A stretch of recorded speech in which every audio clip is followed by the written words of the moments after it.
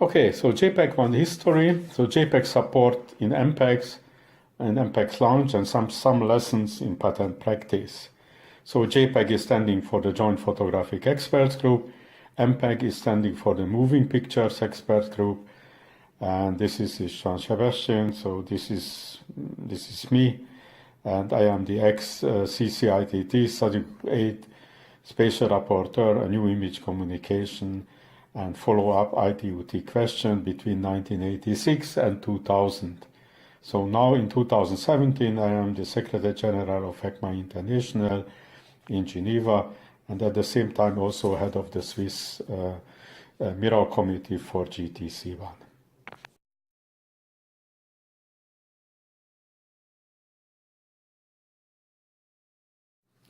Well, the outline of the talk is basically the following, that this presentation is a part of the series of JPEG historical presentations since 2010, which we have held in Lausanne, in Rennes, in Leipzig, San Malo, and Torino. And in this presentation, I try to concentrate on different aspects of the of and around of the JPEG 1 standardization process. So here, now in this talk, how JPEG was involved in the launching of MPEG, and how JPEG became the model of MPEG, and then why the MPEG patent practice differed from the JPEG patent practice, and then how to deal with complex patent cases in ISO IEC GTC1 SC29, and what is the lessons for that for the JPEG group.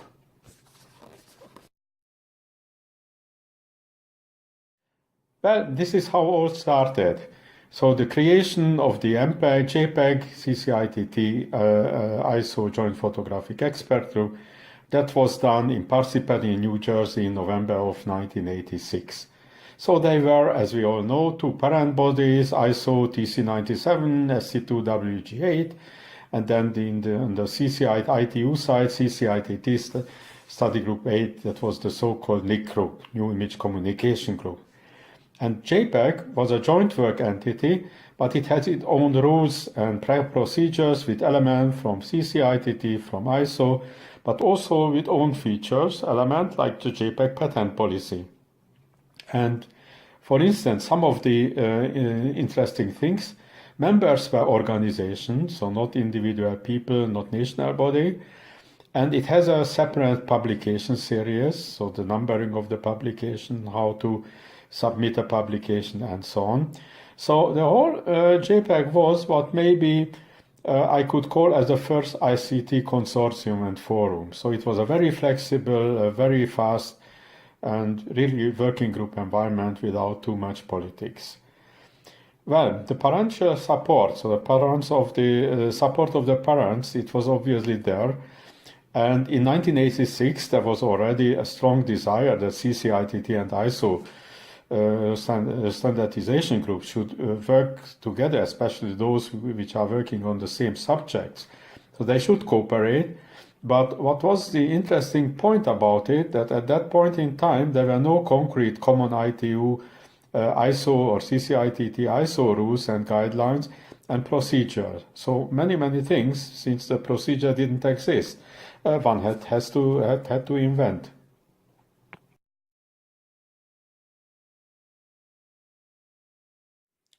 So how the Motion Pictures Experts Group MPEG was created? Well, first of all, did you know that the MPEG idea started in JPEG? Did you know how JPEG was involved in the launching of MPEG, and how JPEG became the model of MPEG? And did you know how the work of MPEG started, and how MPEG as a group was created beside JPEG and JPEG as part of WGA parallel to other groups?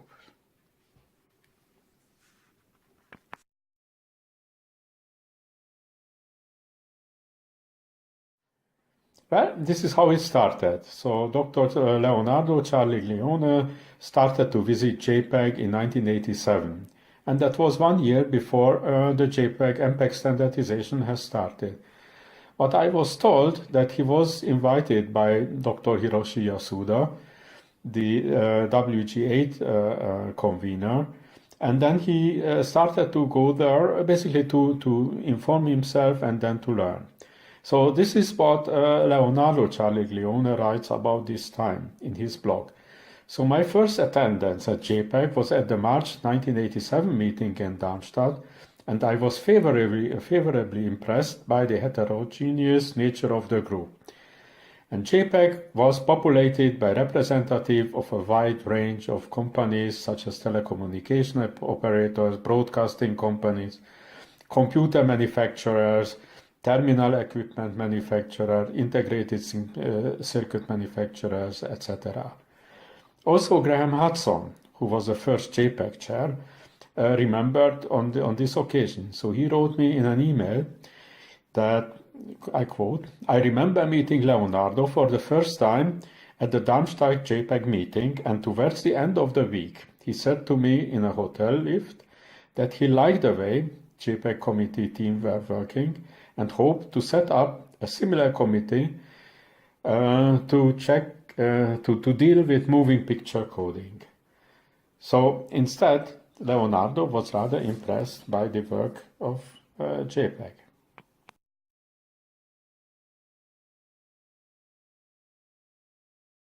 Well, as next, the spreading the idea of the MPEG-1 project was going on in JPEG, and actually this happened at the January 1988 meeting, and this was the meeting when in JPEG the selection of the JPEG compression algorithm in Copenhagen made.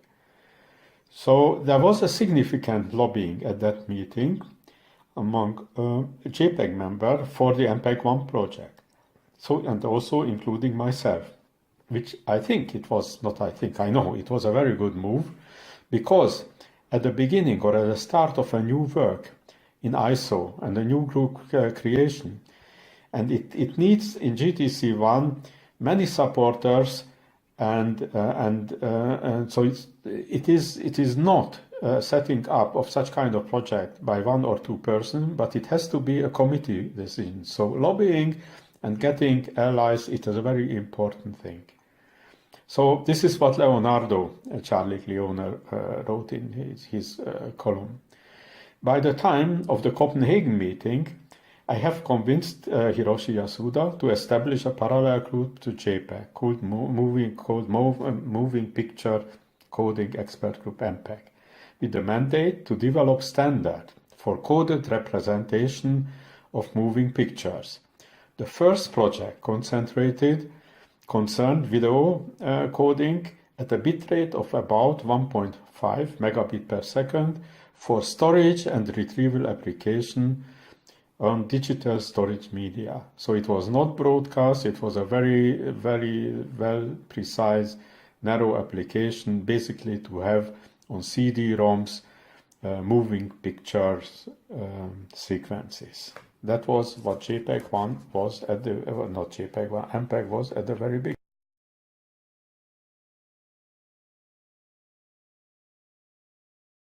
Well, when I have personally heard about this project, to be honest, my attitude it was to the MPEG-1 project extremely positive. And it has its own story, because in the early 1980s, when I worked at the International Institute for Applied System Analysis, IASA, in Luxembourg, Austria, I carried out impact assessment studies on emerging ICT technologies, including the optical storage technology. And especially I found that for multimedia application, this technology is extremely useful. So here you will find on the left-hand side of this slide a copy of the first page of the article that I have written, or of the study, which also appeared in one of the newspapers. So the title was The Video Disc Revolution. So actually, I thought that the multimedia over the digital optical storage media, this would really bring a revolution in ICT usage. So coming back to the MPEG project, so my task was to convince, first of all, Siemens, so my employers and the co-workers within Siemens, a different department, and then second, the German national body at that time, so DIN, about the usefulness of the project, and of course that Germany then should support it when it gets launched.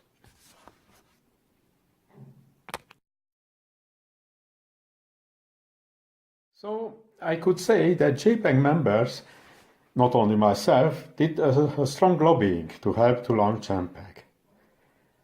And here is the second page of the paper. So you can see also my picture. I was much younger.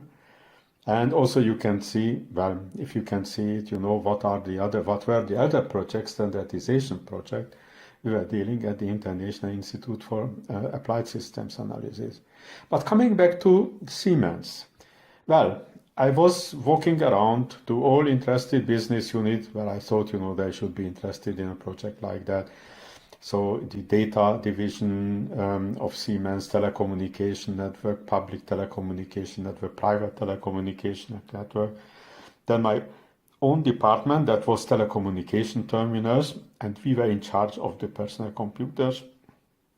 And I tried to sell the idea that how cool it is, we should have also optical storage, not DVD, but CDs on our personal computer, and then on that computer, you know, video sequences. That would be a really cool thing. But none of the business units in Siemens were interested in the project. But fortunately, Siemens had also a central research department, so it's what's called ZE. And that central research department was interested in different type of coding, still picture coding, motion image coding, and so on. So I convinced that they would participate in the MPEG standardization if it gets standard. And Dr. Bernhard Hammer, so who is a good old friend of mine, he was basically mandated to come to the MPEG meeting, so when it gets started. So, but there was one condition, and the condition was the following. Everybody said that at Siemens. So whatever ISO MPEG group does and comes up with, it shall not conflict and harm to the related standardization project in CCITT. At that time, that was H261, so the ISDN video telephony and the coding part of the ISDN video telephony, so the video coding, it should not disturb that standardization. And also CCIR, so that's the radio sector, and the CMTT. CMTT was a joint CCITT-CCIR group, so it and they also had several projects there, especially on the audio area. So nothing what comes out in ISO MPEG should disturb that type of work.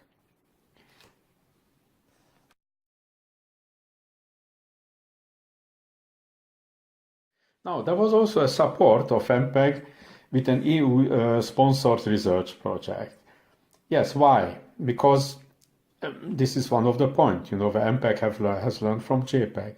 Because one key point to the success of JPEG, it was a European-sponsored ESPRI project, SP563 research project, which brought in several competing techniques and very good techniques, and including also the later winning one, in quotation mark, which was based on ADCT. An excellent project, really the money went to the right place.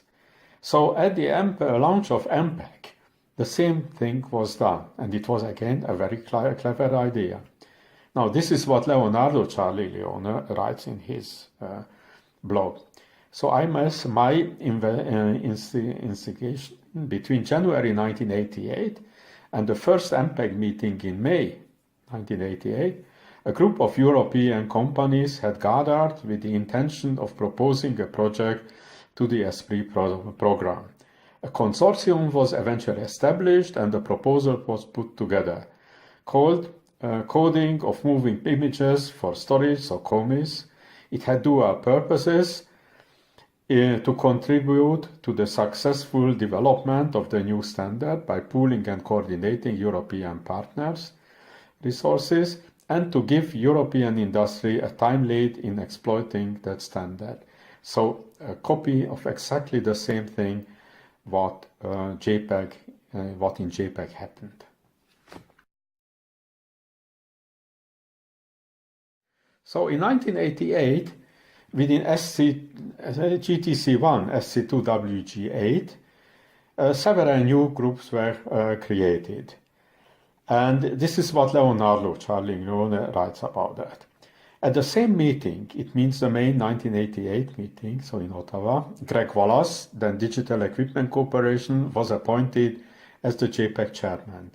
And my remark, in quotation mark, after Graham Hudson retired from JPEG. And another group, called the Joint ISO CCITT Bi-Level Binary Image Coding Group, Experts Group, JPEG, for coding of bi-level images, was also established. And Yasuhiro Yamazaki of KDT was appointed as its chair. Well, this new group actually was decided, the creation of this new group was decided after the 1988 January test in Copenhagen. Then it turned out that the original CCITT requirement for a universal type of coding, and universal coding means that one single algorithm should deal with bi-level images, limited level of color images, and full color photographic images. So that was one of the early CCITT requirements, that this can be done, but what comes out in terms of algorithm, it is not a very effective one. So for this reason, then we said, okay, let us split these two functionalities. So there should be one group which is dealing with bi-level images, a new group, and let us call it JPEG. And the JPEG group, it should only deal with continuous tone colors or real photographic type of images. So regarding the JPEG group, if I may say, that was modeled very much after the JPEG principle. So it was a joint group, again with joint parents.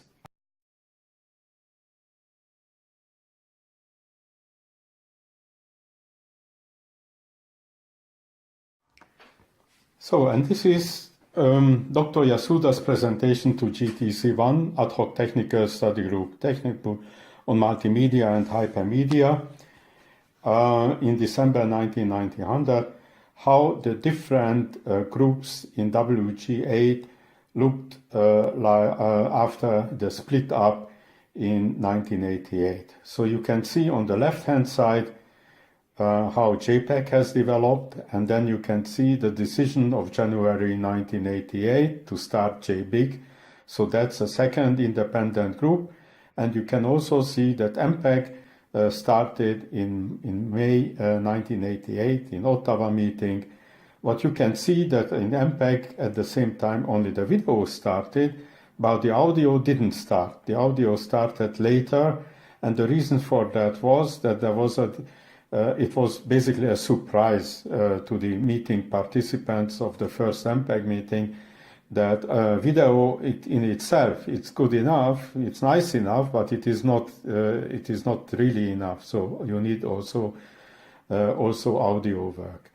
And then obviously the system work also started at that point in time, because it has been recognized that audio and video, it has to belong in some kind of system aspect.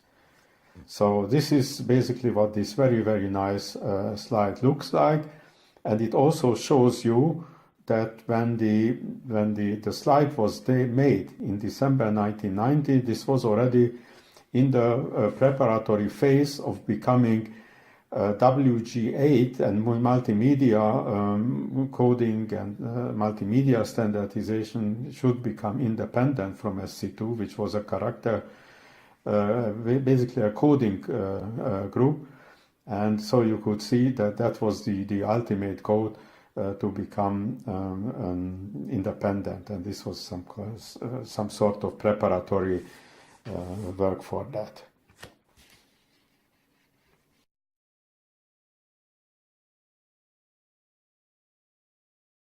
So MPEG was in many respects a copy of JPEG, understandably. So what was the copy? I just list some of the points. So certainly also the broad participation from many different type of stakeholder. Remember what Leonardo Ciarliglione has said about JPEG and JPEG broad participation, then I think about it. And also the second point, it was with a supporting EU research project, ESPRIT 563 for JPEG and COMIS for MPEG. Then similar working method, like for the selection, evaluation, division of work in several group, ad hoc group and permanent group, and so on, and what kind of work should be done between the meeting. So that was also something which was taken from JPEG.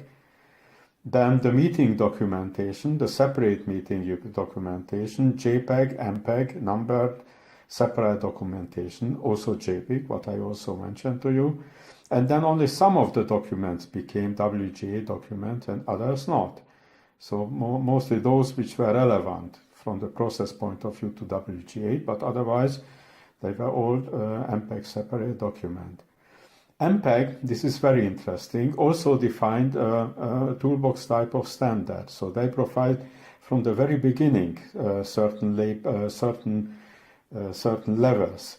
So later, several JPEG toolbox elements, like the arithmetic coding, became essential part of the MPEG entropy coding work. So with that, later on, when MPEG was not only for a standard for video on CD-ROMs, but also on many different other platforms, like for telecommunication, broadcasting, and so on. So actually, this toolbox type of standard that started off with JPEG, it has been also dominant and existent also in MPEG. But there was one difference, and this I am going to talk about this major difference between the two groups. And the difference was how the patent policy goals were defined and how the patent policy practice of JPEG and MPEG has differed from each other.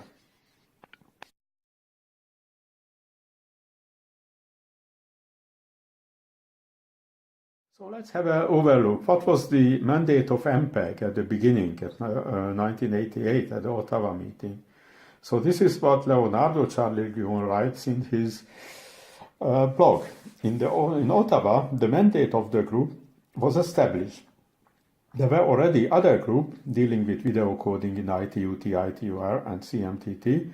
So the mandate was explicitly confined to storage and retrieval on digital storage media, DSM. With this came the definition of three initial planned phases of the work.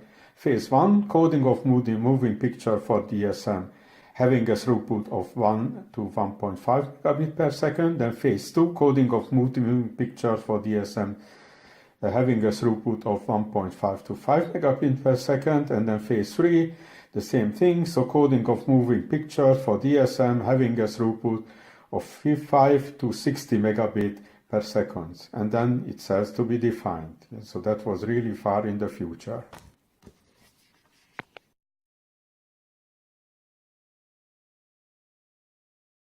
The words about the MPEG audio. As I said at the beginning, so in the Ottawa meeting, MPEG 1 was mainly video project. And we gradually have found out at the Ottawa meeting what else was also needed. So for instance, audio, for instance, systems test, implementation, etc. Very similar what actually JPEG already did in the JPEG environment. So for instance, my first task and my only, I would say, technical task that I did for MPEG was so primary at that time. I was working parallel for JPEG and JPEG groups. There was that I had to map what audio standard existed already elsewhere in the ITU and mainly in the ITU. So I reported back to MPEG to the third meeting in November of 1988 about my findings.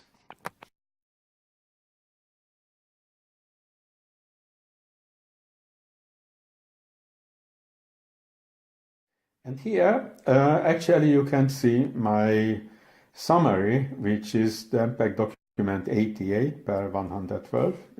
You see, this was a typical documentation number for MPEG. And I have reported back, so what I have found.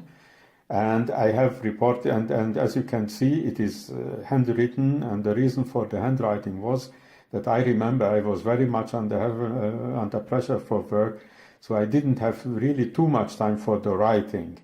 But there was a lot of research work and finding out who did what in CCITT, in CCIR and CMTT, etc.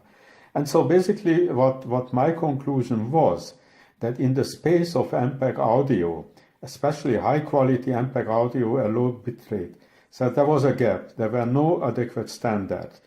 ITUT or CCITT was very much interested in speech coding standard, low quality and high quality standard. Then CCIR, CMTT was more interested in higher quality, but it was broadcasting standard.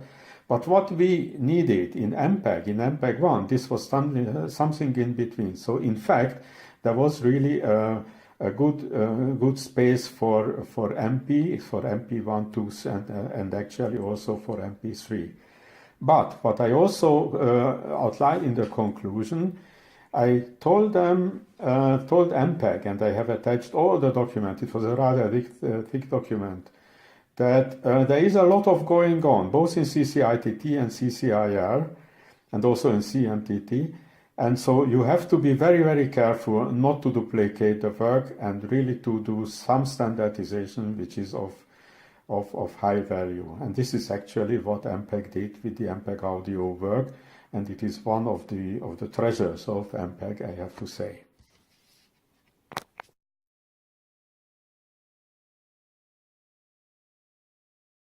This document, which is annexed from the first MPEG meeting report, is about the participants of the Ottawa meeting in between 10th and 12th May of 1988, a list of participants.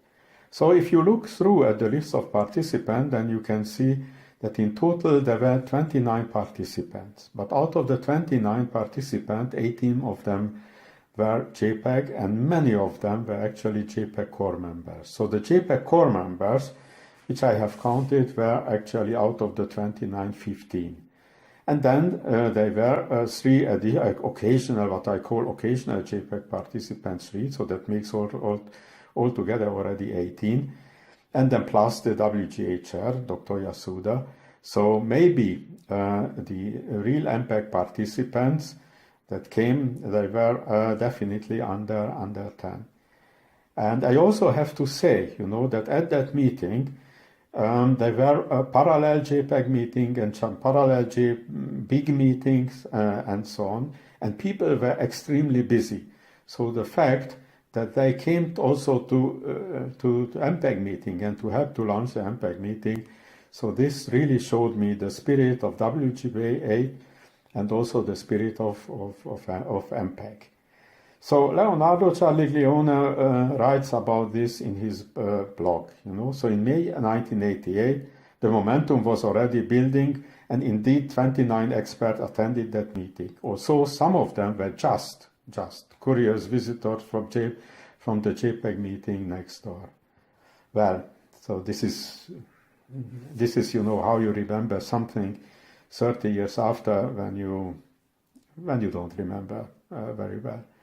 So because, speaking for myself, I, as many of the other JPEG members who participate in the meeting and who have lobbied very heavily at home, both at their own company and also at the national body, to participate in MPEG and to accept MPEG as a work item. So we all worked very hard, and we also had a very clear agenda for MPEG. I already mentioned that what my agenda for MPEG was, that you can go ahead, you can create your standard, but please be in harmony with the existing CCITT and CCIR standard, and do not invite anything new. So it was not just out of curiosity and because we didn't have anything better to do, just to watch what this MPEG group is doing. Actually, as I said, there were 3 parallel groups working very, very heavily on different projects, both in JPEG, JPEG, and also in WG8.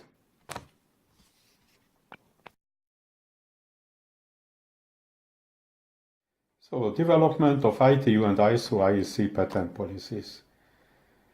Mid-1980s, both the ITU and ISO policy already existed, but they were rudimentary and incomplete. So starting experience with patents and standards were made. The policy and the practice has been under constant development since then. So during the the development of the patent policies, there were different business model pushes, I would say. So like in the 1970s, it was characteristics that standards should be license free. And this was basically pushed by the developing countries. So for economical reasons, they looked at it as a form of aid. And then also of the ex-socialist countries, basically Soviet Union, Eastern Europe, China, etc., and so on. So they had the reason for the royalty-free standards, a license-free standard, basically for economical reasons, but also for ideological reason, because in the communists, in the final state, they wanted to get IPR as such, it didn't exist. So there was then a change in the 1980s. At least the other side said, okay, so patents in standard, they should be okay, but they should be exceptional. So this push came from the market-oriented countries, which meant, that at worst, minimal licenses should be allowed in standards. So this type of policy is very good in competitive type of standard environment. For instance, for JPEG1, we have selected this because we had already at that point in time the facsimile standards and they were royalty free and so on. And also it is important in emerging markets. And for instance, ITU CCITT H261, which was the first powerful video standard, it was very important that the standard as such develops the market. So the third one, in the 1990s, it was again the change. So this was the period, the economical period of deregulation and everything had to be paid and so on. So patents and standards are not regarded as normal. So this came also from the market-oriented countries where many said maximum license income shall cover the investments in the standards, and this is a good policy in monopoly type of standard. When the standard is the only one on the market, and so on. So this policy actually prevailed until today in ISO, IEC, ETSI, etc. And here the utilization of the fact that essential patent in standard have private value, this has been utilized very, very heavily. And the entire MPEG family of standards belong into this category. While, for instance, JPEG type of standard belong in the previous categories where patents in standards are exceptional, but most of them, the most important part, should be royalty free. And then we had again a change, and it was a technological change, but also a cultural change, and implementation change, and player change. And this was in the 2000 years. So with the internet, the web, open source, and so on. So it became that some patents in standards must be royalty free. So for instance, in World Wide Web, all the baseline standards they have to be royalty free. And obviously standard organization which can support a royalty free based patent policy, they were advantages over this type of applications.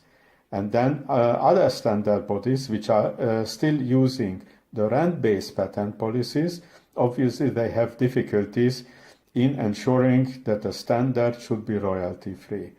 So, but fortunately, there are policies in some of the standardization organizations, so such as World Wide Web Consortium, then also in ECMA International.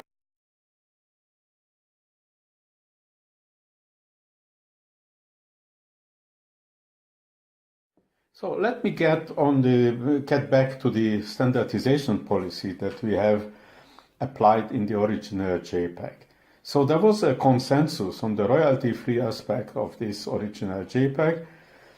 And the difficulties with that, when you approve such a standard, that both the CCITT and the ISO patent policies, remember those were the parent bodies, were and are still today RAND, so reasonable, non-discriminatory on a worldwide basis. So these are RAND policy regimes.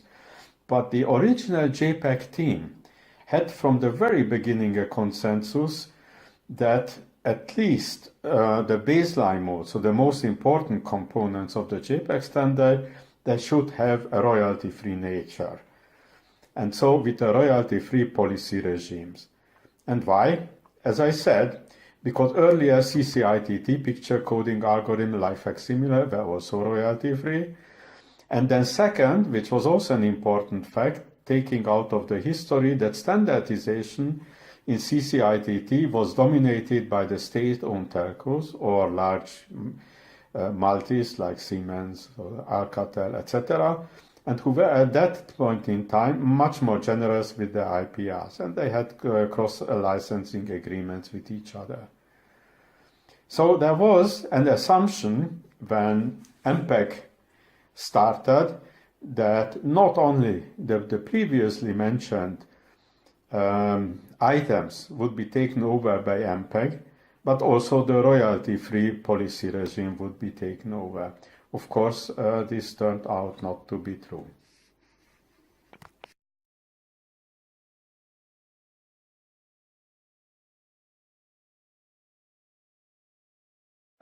But MPEG had another ancestor, and the main technical ancestor, and actually this was CCITT H.261, so the first video coding standard. And in that first video coding standard in the ITUT, it was said, and I put it in quotation mark, there was a gentleman agreement for non-royalty collecting. So that was the gentleman agreement that we should not collect royalties. So patents were allowed, yeah, but no licensing. So these were basically decided by the members of the CCITT study group 15 Okubo group, while they have realized they made a very good work actually in collecting what kind of IPR information was available, and they have collected and realized that they had already 30 plus RAND patent declarations and actually only one royalty-free patent application. And so they immediately recognized that if somebody takes this patent statement very seriously into account when making licenses, they could run into difficulties. So they had a consensus for not collecting the H.261 licenses. So basically, why was this consensus? Again, one of the arguments was, which was the argument also in the case of JPEG, the standardization was dominated by the state-owned telcos, and at that time they were much more generous with the IPR, and also the other one, it was also true for the multinational and with the patent exchange agreements among them. So this was one of the goals of the reason. The other reason was that they thought that the complex licensing situation of H.261, which was very complex, and this was the first complex case actually in standardization, it would harm to the rapid development of the video telephony marking, that it would kill it. And so I made some investigation about it to the convener, to the chairman of the Okubo, to Mr. Okubo itself, to some of the key people. And then it turned out, and Mr. Okubo has sent me some emails about it, showing this, that actually some study group 15 members were already worried at that time that whether with the CCITT RAND patent policy regime, it would be enough to support this royalty-free aim. So everybody said, including Okubo's sons, well, this is at least now the goal, and let's hope, that it will work. And actually it did. Now, here the next slide shows you the timeline of the video coding standards. Obviously not up to date, but but up to 2004, yeah, and we are really looking at the early phase of MPEG and the phase of H.261 development and so on.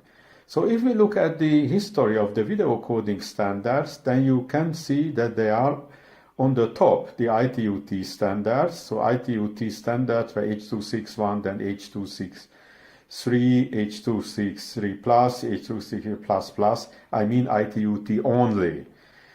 And here the policy was that patents are allowed, but they should be exceptional. This is the old ITU Study Group 15 Understanding and Culture. Now, on the MPEG side, this was changed. So MPEG 1, it was based, as we said, on H.261, and they regarded patents already as normal. Then MPEG 2 was a joint standard between ISO and ITU-T, Study Group 16. Actually, with the joining, the MPEG patent policy regime was the winning one. So also in the ITU, you got a lot of patent statement, and it is rather heavily exploited from patent point of view. MPEG 4 was in the same situation on the ISO side, so there were patents normal.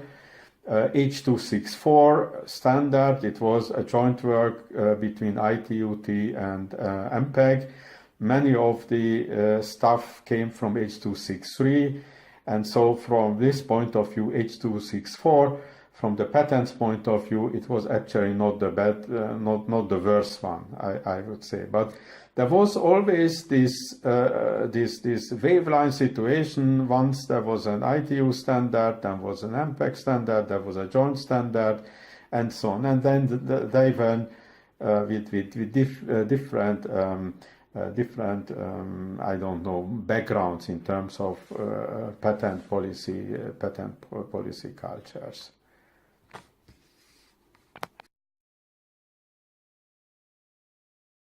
So I would call, that these were problems in interplay of patent between CCITT and MPEG standards, and both ITU and the MPEG audiovisual standards had the same problem of the so-called complex patent situation, which we called at that time. So where you have e.g. 30 plus RAND patent holders. And this is actually a situation which is still not solved in SDU patent policies even today. So also we are now 30 years further. We have pointed out rather earlier that this problem exists, but it is still not solved today. What to do if you have so many patent declaration and patent claims that there is patent on a standard? So how to ensure a RAND maximum that a RAND maximum total licensing in a reasonable time and with reasonable effort? So this is really the question. So there was a simple solution in CCITT 8261. So patent holders did not collect licenses. But no simple solution existed already in MPEG 1. So there was already a policy change, not a policy, a behavior change, if you wish, change there. So many of the patents were common, and even many of the companies were common between CCITT H.261 and in MPEG. But in MPEG 1 and MPEG 2, of course, patent holders seek licenses. So the problem of both ITU, ISO, and also other standardization organization patent policies is, in general, that standardization and licensing are separated. So about licensing experiences, situations should later on not be discussed in standardization. In standardization, all what you get, these are voluntary statement, do I have a patent, do I not have a patent, but whether it reads on the patent or doesn't read on the patent, whether it reads on the standard or doesn't read on the standard, the standardization organization, it cannot even judge that. So what the standardization organization can say, it is nothing more than simply to display what they are getting. So it is just a patent statement filing activity. And you have there usually three possibilities. You can say I have patents, but it should be royalty free, or I have patents in the standard, it should be rent, or I have patent and they should not be used in the standard, so there is no licensing. And so this is basically what we have.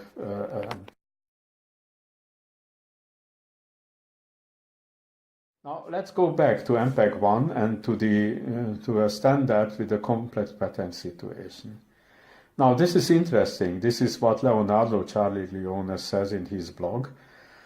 And so he writes that at the London meeting in November 1992, some national bodies have started to draw MPEG's attention to the fact that if a large number of patents were needed to implement MPEG 2, for each of which, and also for MPEG 1 by the way, for each of which the licensing conditions were fair and reasonable, the reasoning went, the licensing terms and conditions of the combination of those patents would not necessarily be fair and reasonable, not to mention the fact that striking many licensing deals with all the licensors would be a very costly and time-consuming exercise which probably only big companies could afford. And MPEG was unable to respond positively to this request because dealing with the patent licensing is explicitly forbidden by the ISO/IEC directive. So this issue of the complex patent situation, and then we have to do something about it, it already came up very, very early on, but the problem was not really shared, at least by the management of MPEG and probably also by the leading members of MPEG, if I may so. So MPEG a standard with a complex patent situation. Again, Leonardo Charlie Leone continues. The irony in this national body document was that they knew very well that MPEG was unable to respond positively to this request because dealing with patent licensing is explicitly forbidden by the ISO/IEC directives. Well, so what he didn't understand, that actually the criticism was something else. First of all, that we have discovered, what he didn't see, that the first detailed and concrete description and correct description of the complex patent situation cases in some standard was done by these documents, and actually we have recognized it because we, as Dean, and I was one of those, we saw a burning problem, and this burning problem it is still unsolved today in SDO's patent policies.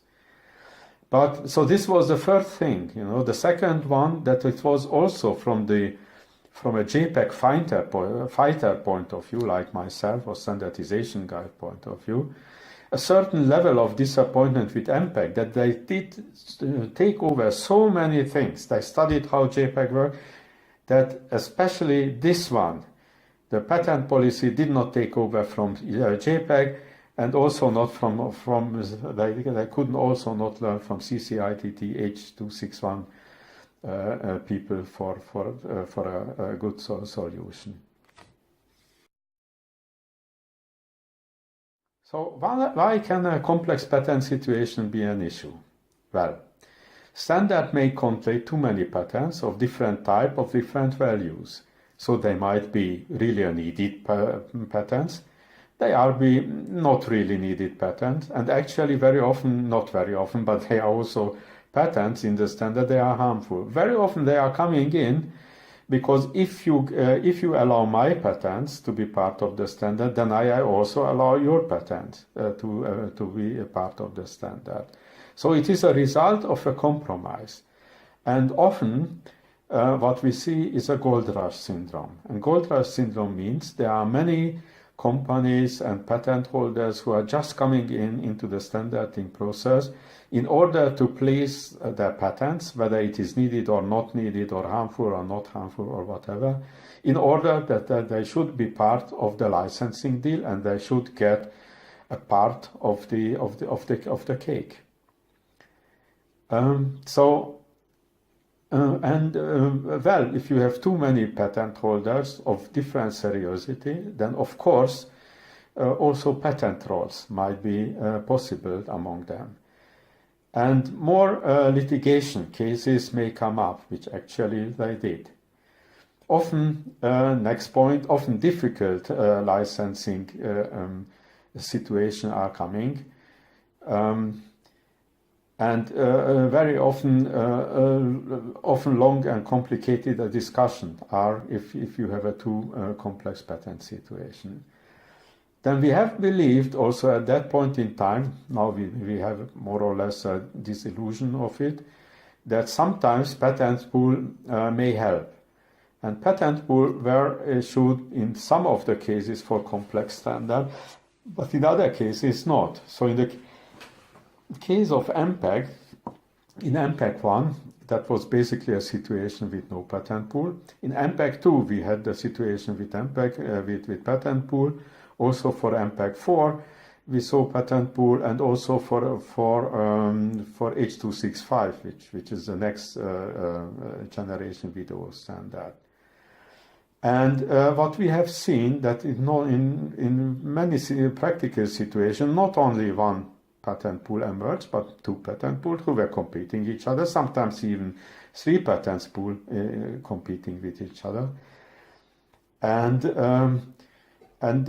they were also fighting, for instance, about some kind of competing technologies that, for instance, wanted to come out with a royalty-free mode.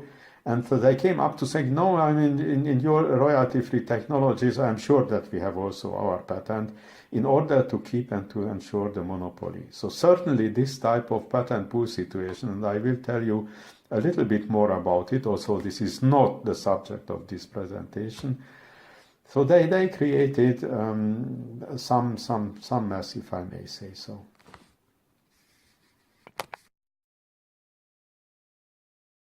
So what are the conclusions for JPEG? And the reason for that, because all these presentations are presentations for JPEG in order to learn. So JPEG, who has not been affected by this complex patent situation problem, as far as I know, should really learn from this. So I would say generally try to avoid complex patent issues in JPEG. Try to keep separation of a royalty-free baseline, which has been so successful in JPEG 1, and also rand option wherever possible. And the next point is, if there is a consensus within JPEG, you may go ahead with a royalty-free project, even with the rand patent policy regime of GTC1. So you can do it. You can still use the patent policies of ISO and ICIS if you have a consensus and if you have trust that people inside the circle, especially, but also outside the circle, would obey to this consensus. But because of the policy doesn't support it, of course the results are less predictable and there is no guarantee for success. So there is a more secure solution for this. Use existing rule for collaboration within SDOs that can handle royalty-free based standardization project more effectively than GTC1 or even ITUT can. So with a combination of collaboration with these two types of SDOs, you can solve the problem. So this is basically the end of the presentation. And so thank you very much, at least for the attention. Now I would ask here for any sort of questions, but of course, since it is a one-way communication, so this time questions are not possible to make.